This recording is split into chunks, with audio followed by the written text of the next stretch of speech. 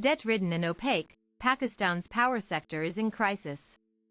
The debt trap. Pakistan's power sector is plagued by a crippling debt burden, with the state-owned companies struggling to meet their financial obligations. The National Electric Power Authority, NEPA, and the Water and Power Development Authority, WAPDA, are the two main power companies, which have accumulated significant debt over the years. The debt burden is estimated to be around PKR 1.5 trillion, approximately $9.5 billion, with the majority of it being owed to the government.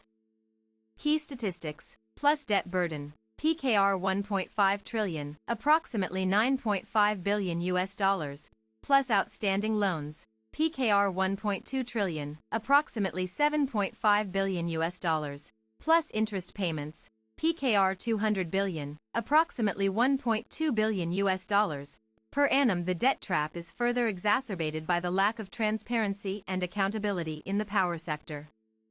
The government has been providing bailouts to the power companies, which has created a culture of dependency and lack of financial discipline. The bailouts have also led to a lack of investment in the sector, as the companies are not incentivized to improve their financial performance. Inefficiencies and lack of transparency. The power sector in Pakistan is characterized by inefficiencies and a lack of transparency. The companies are not transparent about their financial performance, and the government does not have access to accurate information about the sector's financial health. This lack of transparency has led to a lack of accountability and has hindered the government's ability to make informed decisions about the sector. However, the sector's financial situation remains precarious. The financial situation of the sector. The sector's financial situation is precarious due to its high level of indebtedness. This high level of indebtedness not only limits financial flexibility but also raises borrowing costs. The sector's financial leverage is a major concern, as it can lead to financial distress and even bankruptcy. Key financial challenges: high debt-to-equity ratio, high interest rates, limited financial flexibility, high borrowing costs, improvements in fiscal contributions and financial flows. Despite the financial challenges, there have been some improvements in fiscal contributions and financial flows. The sector has been able to increase its revenue and reduce its expenses, leading to improved financial performance. Challenges ahead: the sector's financial situation remains precarious, and there are several challenges ahead. The high level of indebtedness will continue to limit financial flexibility and raise borrowing costs. High debt levels and rising borrowing costs threaten sector's long-term sustainability. The debt crisis in the sector: the sector is facing a severe debt crisis, with high levels of debt and rising borrowing costs posing significant challenges to its long-term sustainability.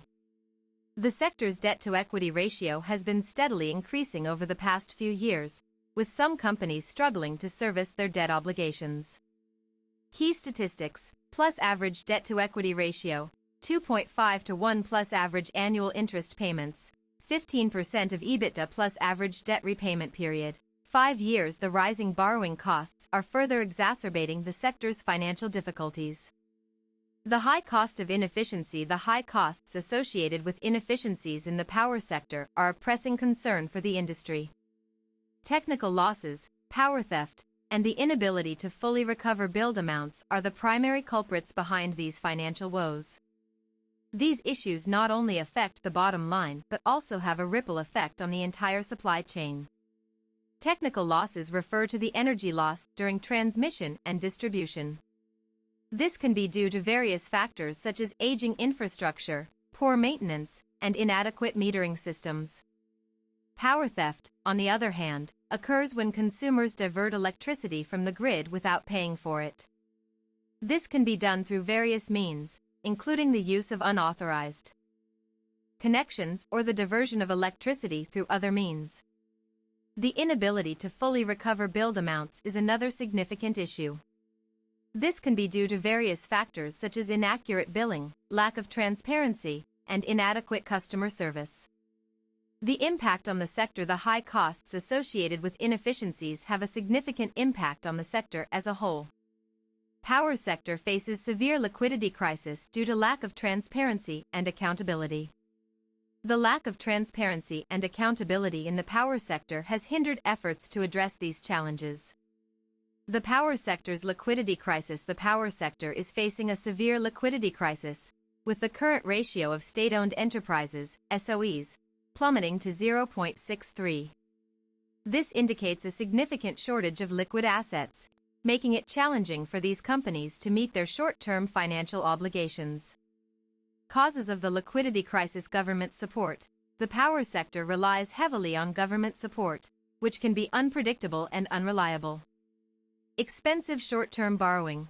The sector is forced to borrow at high interest rates to sustain operations, further exacerbating the liquidity crisis. Lack of transparency and accountability. The power sector lacks transparency and accountability, making it difficult to address the challenges facing these companies. #The impact of the liquidity crisis ***. The impact of the liquidity crisis. The liquidity crisis is having a significant impact on the power sector, with severe consequences for the companies involved. Economic consequences. Default risks. The power sector faces constant default risks, which can have far-reaching economic consequences. Job losses. The liquidity crisis is likely to lead to job losses, as companies struggle to maintain operations. The current state of cash flow management. The current ratio, a key liquidity metric, has declined to 0.63, indicating a significant deterioration in the company's ability to meet its short-term obligations. This decline is a cause for concern, as it suggests that the company is struggling to maintain its liquidity position. The current ratio is calculated by dividing the company's current assets by its current liabilities. A ratio above 1 indicates a healthy liquidity position, while a ratio below 1 suggests that the company may be at risk of defaulting on its debts. Key indicators of a declining current ratio include plus a decrease in current assets plus an increase in current liabilities plus a decrease in the company's ability to generate cash. The net working capital shortfall of 2,035,237 million rupees is another indicator of the company's cash flow management issues. This shortfall represents the difference between the company's current assets and its current liabilities, and it highlights the need for improved cash flow management. The need for improved cash flow management. The decline in the current ratio and the net working capital shortfall indicate an urgent need for improved cash flow management. The company needs to take immediate action to address its liquidity position and ensure that it can meet its short-term obligations. The need for performance-linked financial incentives. The power sector in developing countries is plagued by inefficiencies, which are often exacerbated by the dominance of state-owned enterprises, SOEs. These inefficiencies can lead to a range of negative consequences, including increased borrowing costs, reduced investment in the sector, and decreased economic growth. To address these challenges, the government should introduce performance-linked financial incentives to encourage power SOEs to achieve operational efficiencies and gradually reduce their dependence on borrowing. Key objectives of performance-linked financial incentives: improve operational efficiencies in power SOEs, reduce dependence on borrowing, increase investment in the sector, enhance economic growth. How performance-linked financial incentives can work. Performance-linked financial incentives can be designed to tie the payment of financial incentives to specific performance targets. For example, a power SOE may be eligible for a payment of $1 million if it achieves a 10% reduction in its energy losses over a 12-month period. Privatizing distribution companies to boost power sector efficiency and revenue. Accelerating privatization and competition in the power sector. The Nigerian power sector has been plagued by inefficiencies, resulting in a significant shortage of electricity. To address this issue, the government has proposed accelerating the privatization and competition in the power sector. This article will explore the benefits of accelerating privatization and competition in the power sector, and how it can improve the overall performance of the sector. Benefits of accelerating privatization and competition. Privatizing distribution companies, DISCOs, is a crucial step in accelerating the privatization and competition in the power sector. By doing so, the government can reduce inefficiencies and improve cost management. Here are some of the benefits of privatizing DISCOs: improved efficiency. privatizing discos can lead to improved efficiency in the distribution of electricity. With private companies taking over, they can bring in new technologies and management practices that can improve the efficiency of the distribution network. Reduced costs. Privatizing discos can also lead to reduced costs. Private companies can negotiate better deals with suppliers and reduce their operational costs, which can be passed on to consumers. Increased investment. Privatizing discos can also lead to increased investment in the power sector. Private companies can bring in new capital and technology that can improve the overall performance of the sector. Introducing cost-reflective tariffs ***. Introducing cost-reflective tariffs. Another important step in accelerating the privatization and competition in the power sector is introducing cost-reflective tariffs. Cost-reflective tariffs are tariffs that reflect the actual cost of providing electricity to consumers. Here are some of the benefits of introducing cost-reflective tariffs. Improved revenue management. Cost-reflective tariffs can improve revenue management in the power sector. Transitioning to a cleaner energy future is crucial for mitigating climate change and ensuring a sustainable world. This approach would also help to reduce the environmental impact of coal mining and power generation. The need for a policy shift. The world is facing an unprecedented energy crisis, with the need for a policy shift towards retiring fossil fuels becoming increasingly urgent. The consequences of inaction will be severe, with rising temperatures, more frequent natural disasters, and devastating impacts on ecosystems and human societies. The current state of Pakistan's power sector (SOEs). Pakistan's power sector state-owned enterprises (SOEs) are facing a critical juncture. The current financial trajectory is unsustainable, and the sector is at risk of draining national resources. The power sector SOEs are responsible for generating, transmitting, and distributing electricity to the country's population. Key challenges facing the power sector SOEs: plus high debt levels, plus low revenue generation, plus inefficient operations, plus lack of investment in modernization and technology, plus dependence on imported fuels. The power sector SOEs are struggling to meet the increasing demand for electricity, leading to frequent power outages and load shedding. The sector's financial performance is also under pressure due to the high debt levels and low revenue generation.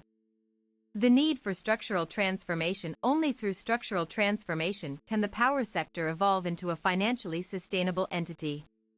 This requires a comprehensive approach that addresses the sector's underlying issues. The transformation should focus on the following key areas: diversification of revenue streams.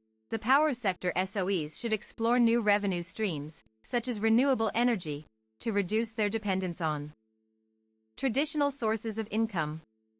The energy crisis. A call to action. The world is facing an unprecedented energy crisis, with the global energy demand projected to increase by 30% by 2030. This surge in demand is driven by the growing population, urbanization, and the increasing use of electricity for various purposes such as lighting, heating, and cooling. The energy crisis has severe consequences, including rising energy prices, reduced energy access, and increased greenhouse gas emissions. The challenges of meeting energy demand. Meeting the growing energy demand poses significant challenges for the energy sector. The main challenges include limited energy resources. The world's energy resources are finite, and the existing reserves are dwindling at an alarming rate. Increasing energy consumption. The growing population and urbanization lead to increased energy consumption, making it difficult to meet the energy demand. Renewable energy integration. The integration of renewable energy sources into the energy mix is a complex task, requiring significant investment and technological advancements. The need for sustainable energy solutions ***. The need for sustainable energy solutions to address the energy crisis. Sustainable energy solutions are necessary.